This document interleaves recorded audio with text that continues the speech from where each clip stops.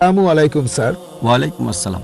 আমার নাম হলো এস.কে. রন্দর্নে, deputy engineer, government of Maharashtra, water supply department. আমি একজন অমুসলিম, নন মুসলিম। আমার প্রশ্নটা হলো যে আমাদের এই পৃথিবীতে কেন এত ধর্ম সৃষ্টি হয়েছে? আমাদের চারপাশে এত বেশি ধর্ম কেন?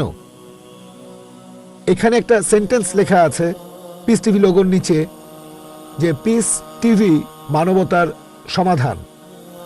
এখানে আমার মতামত হলো এই যে শান্তির জন্য জ্ঞান আর বিজ্ঞতার প্রয়োজন। ধন্যবাদ। ভাই একটা প্রশ্ন করলেন যে পৃথিবীতে এত ধর্ম কেন, এটা প্রথম প্রশ্ন।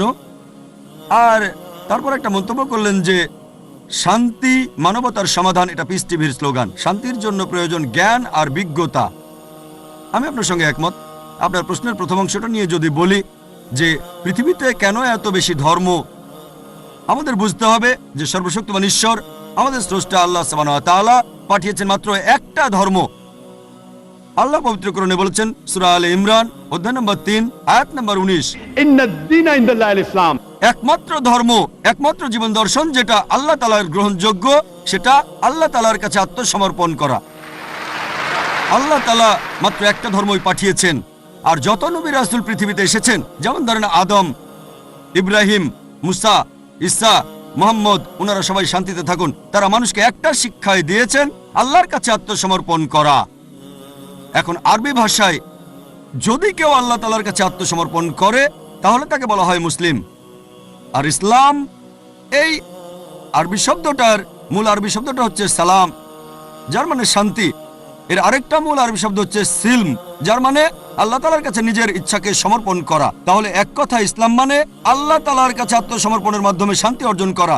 তাহলে আমাদের স্রষ্টা আল্লাহ তাআলা পাঠিয়েছেন মাত্র একটাই ধর্ম। তবে সময় বদলানোর সাথে সাথে ধর্মগ্রন্থগুলোও বদলে গেছে, বিকৃত হয়ে গেছে, নতুন জিনিস ঢুকেছে। আর এই ধর্মগ্রন্থ বদলানোর ব্যাপারে আল্লাহ পবিত্র কোরআনে বলেছেন সূরা বাকারা অধ্যায় নম্বর 2 আয়াত নম্বর 79, ফাওয়াইলুল লিল্লাযীনা ইয়াকতুবুনাল কিতাবা বিআইদিহিম সুম্মা ইয়াকুলুনা হাযা মিন ইনদিল্লাহ লিয়াশতারু বিহি সামনান কালিলা ফাওয়াইলুল লাহুম মিম্মা কাতাবাত আইদিহিম ওয়াইলুল লাহুম মিম্মা ইয়াকসিবুন। দুর্ভোগ তাদের যারা নিজ হাতে কিতাব রচনা করে আর বলে এটা আল্লাহর নিকট হতে। তারা এটা বলে তুচ্ছ মূল্য প্রাপ্তির জন্য। তাদের রচনার জন্য শাস্তি তাদের, যা উপার্জন করে সেজন্য শাস্তি তাদের। আল্লাহ তাআলা পাঠিয়েছেন অনেক আসমানি কিতাব, অনেক ইনস্ট্রাকশন ম্যানুয়াল। সময় বদলানোর সাথে সাথে এই ইনস্ট্রাকশন ম্যানুয়াল, আল্লাহর এই আসমানি কিতাব বদলে গেছে। যখন কোনো কিতাব বিকৃত হয়ে গেছে, আল্লাহ নতুন রাসূল পাঠিয়েছেন আর নতুন কিতাব। এইভাবে অনেক দিন চলেছে। তারপর আল্লাহ পাঠালেন সর্বশেষ ও চূড়ান্ত নবী মুহাম্মদ সাল্লাল্লাহু আলাইহি সাল্লামকে, আর সর্বশেষ ও চূড়ান্ত আসমানি কিতাব কোরআন নাজিল করলেন। এর আগে যেসব নবী রাসূল এসেছিলেন, আমাদের প্রিয় নবী মুহাম্মদ সাল্লাল্লাহু আলাইহি ওয়াসাল্লাম বলেছেন যে আল্লাহ তাআলা এই পৃথিবীতে 1,24,000 নবী রাসূল পাঠিয়েছেন। পবিত্র কোরআনে মাত্র 25 জনের নাম বলা হয়েছে, অন্যদের নাম আমরা জানি না। হতে পারে একজন প্রশ্ন করেছিল, আপনি কি মনে করেন, একজন হিন্দু আমাকে এই প্রশ্নটা করেছিল, আপনি কি রামকে আল্লাহর রাসূল বলে মানেন, অথবা শ্রীকৃষ্ণকে কি আল্লাহর রাসূল বলে আপনি মানেন? আমি বলবো, যেহেতু নামটা কোরআন হাদিসে উল্লেখ করা নেই, আমি জানি না। হতে পারে রাসূল, অথবা নাও হতে পারে, নিশ্চিত করে বলতে পারছি না। তবে একথাটা মানতে হবে যে সব নবী রাসূল এসেছেন নবী মুহাম্মদ সাল্লাল্লাহু আলাইহি ওয়াসাল্লামের আগে।